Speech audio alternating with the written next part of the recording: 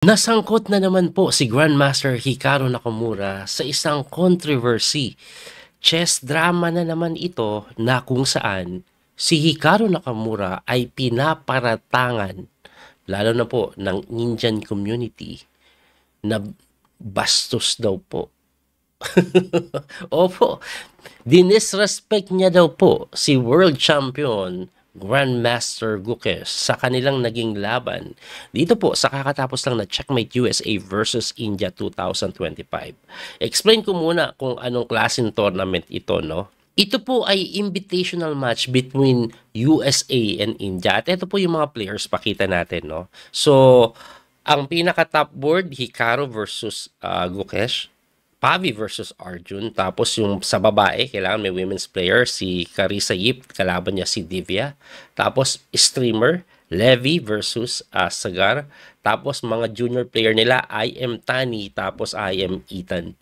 So, ang mangyayari po dyan, ang time control po, tingnan po natin yung pinaka-format ha.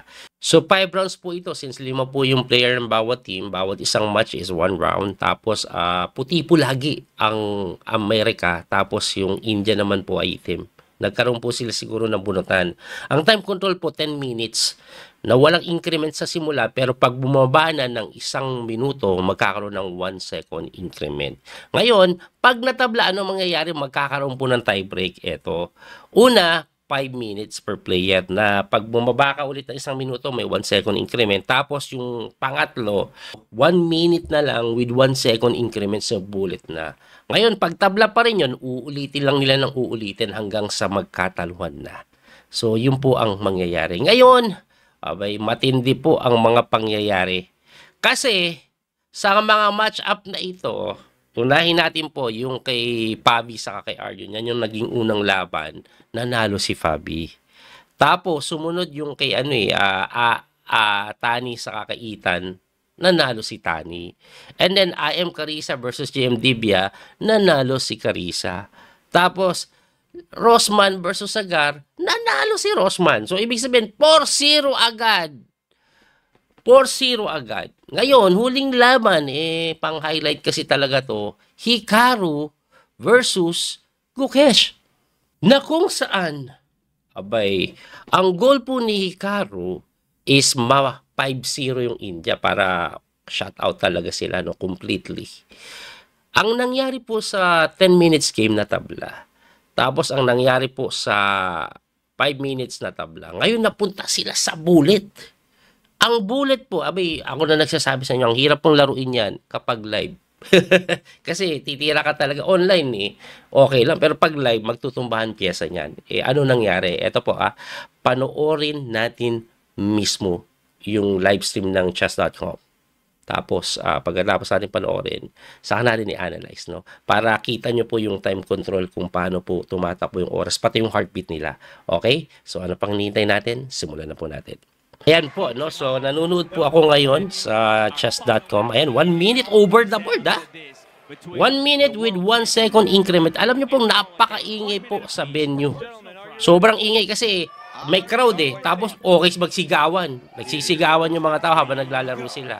Ayan po, nakikita nyo yung heartbeat ni Hikaru, napakataas, 149, si Gukesh is 103. Medyo kabading si Hikaru dito. Siguro, may pressure siya.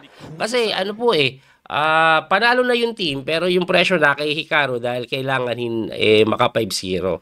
No? Kaya tingnan, taas ng heart rate niya, 143. Si Gukesh is 98 lang. Pagdating sa oras, ayan, grabe po, no? Medyo mabilis tumira si Hikaru. Ang tinira niya po is B4. Kung nakita nyo kanina, medyo maliit po yung board, no? Pero mamaya, ipapakita ko naman po yan slowly doon sa analysis natin. Gusto ko lang ipakita kung paano niya dinisrespect dito si Gukesh, na kung saan, abay, galit na galit po ang karamihan ng mga Indiano. Hindi lang Indian, pati si Vladimir Kramnik, galit din po.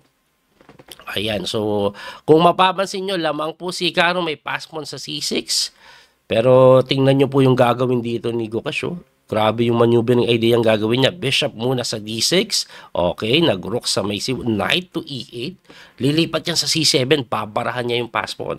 And slowly, makaka-recover si Gukesh dito. Tingnan nyo po. At pagdating sa oras, medyo dikit na. O, dikit lang. Lamang si Hikaru pagdating sa bullet. This is his home turf eh. No? Home court niya yan eh. Pag ganyang bullet eh, dyan siya kilala eh. Mabilis talaga sa bullet si Hikaru. Pero tingnan natin ha.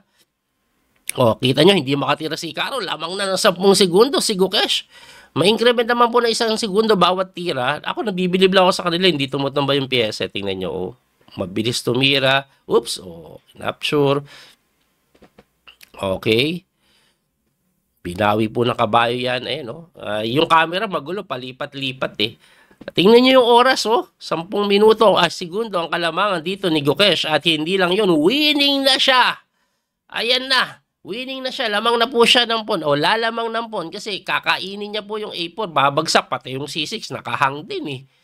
Oh, yung camera palipat-lipat eh. Pero astig kasi yung format na ito eh, no? Nasa crowd sila, talagang pampahype kasi nasa esports stadium sila ng Texas eh. Talagang ganyan naman talaga sa esports kung kayo po ay gamer. Uso talaga mga trash talkan doon at kung ano-ano pa eh. Sigawan habang naglalaro. Ayan. So may pass mo si Gukesh. This is definitely winning. Pero pagdating sa oras, he's only have 10 seconds. Ayan, 40 naman po si Hikaru. At mabilis na si Hikaru. Tira lang ng tira. Nabawi na po yung pawn. Pero lamang pa rin ng isa. Okay, winning pa rin. Alright, pinatakin bishop, umatras, sumok pa para bigay yung pawn at naku po, mawiweekend yung dark square ni Gukesh dito. Ayan, binibilis-bilisan na lang, tinatime attack na lang po ni Hikaru. Ay, kinain niyo po yung kabayo. Wala mang rook takes. Ayan, grabe, nabuhay yung bishop eh. Bumaba para hindi ma-check doon. Okay, tumatakbo-takbo. Alright. Ako po, lumamang daw ang puti doon. Bakit kaya? May rook takes d5. Rook takes d5. Ayan, rook takes d5. Boom. Sa pool. Pang. Boom. Yari. Wala na. Sinacrifice na lang yung tore. One piece up. One piece up si Hikaru. Wala nang time i-touch. Grabe natataranta si 1 second lang si Gukesh. 1 second. Check. Equal. Ayun, namate. Tingnan nyo ginawa ni Hikaru. Hindi nyo nakita. Hindi nakita sa video. Papakita ko yung ginawa ni Hikaru kasi dito niya daw binastos. Ito pong si Gukesh. Eto, dito po, papakita ko. Ayan, tumayo. Kinuha yung king ni Gukesh at hinagi sa crowd. Ayan, Pagkatapos niyang matiin si Gukesh, kinuha niya yung king at hinagi sa crowd. Ayun, at nag-celebrate na sila. Yun eh. Ngayon, anong masasabi nyo sa ginawa ni Hikaru? Kasi halo-halo po ang reaksyon ng mga tao, pero mostly ang mga Indian, galit na galit.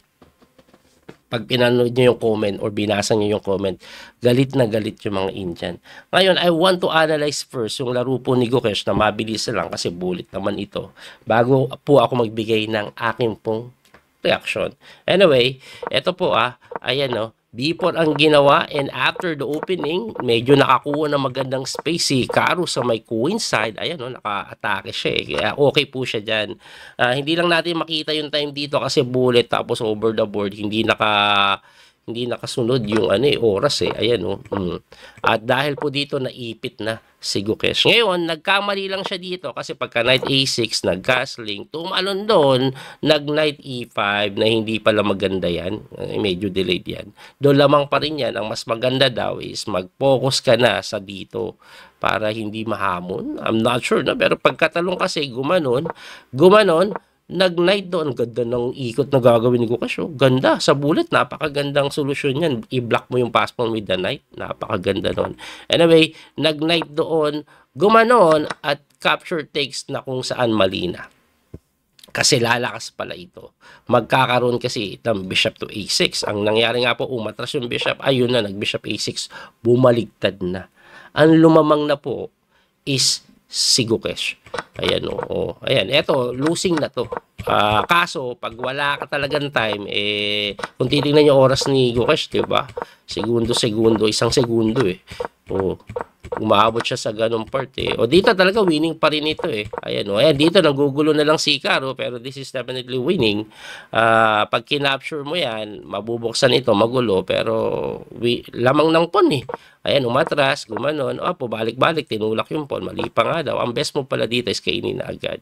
Though eventually, kinain din po yan. Ayan po ang nangyari.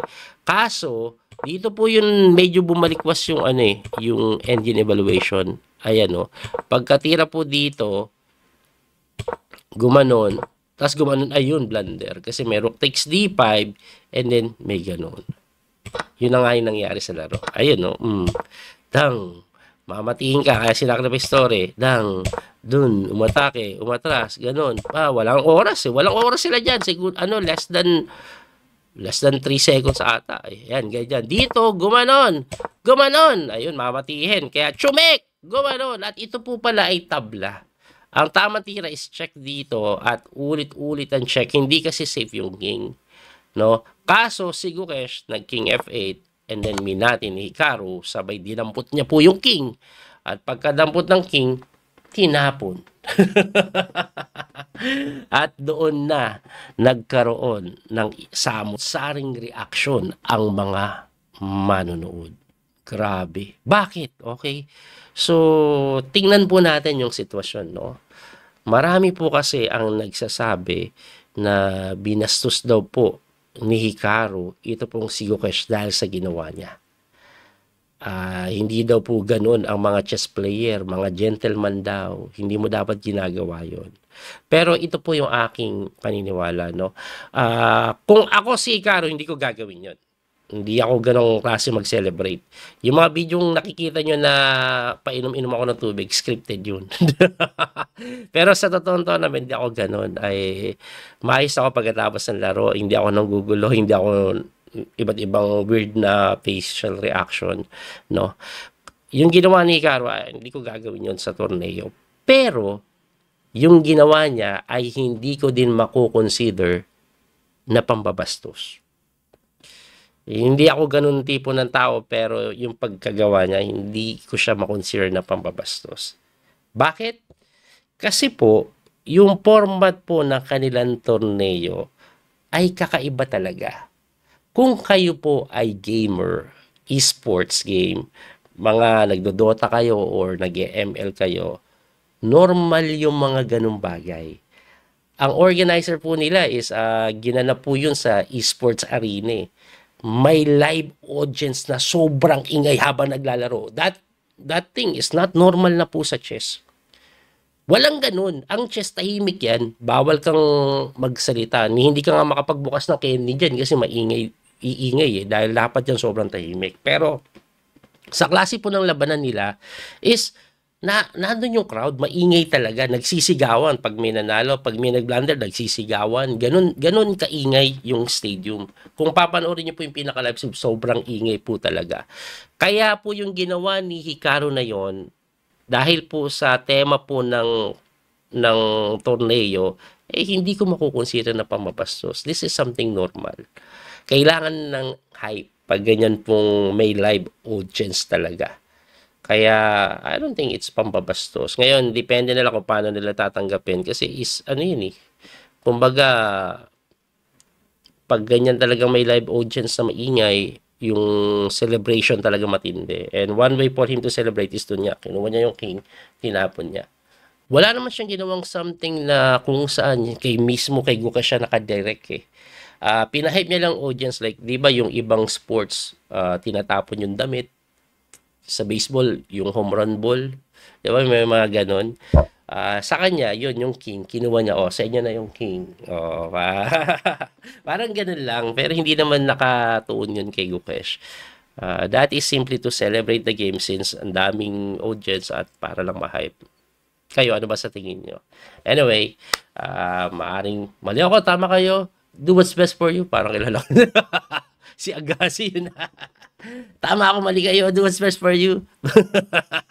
Alright. So, hanggang dito na lang po tayo. Abangan nyo po yung mga susunod na video. Sa mga nagtatanong bakit ang tagal kong nawala, umuwi po kami ng Pilipinas 10 days. Tapos pagkabalik ko, nagawa agad ako ng video. May upload ako laban ni Niman. Yun nga lang, na busy ako at nagkasakit ng konti. Kaya eto, kakabalik ko lang. So from now on, we're going to upload every day as much as we can. Sana po subaybayan nyo pa rin ako kahit hindi ako masyadong naging active recently. Muli ito po yung Coach Media Master Daniel Causo. Hanggang sa muling pagkikita. Don't forget to like and share, follow and subscribe. God bless po mga kabiyahe. Bye-bye po. Thank you po sa support. That little mouse, 'cause I'm an album.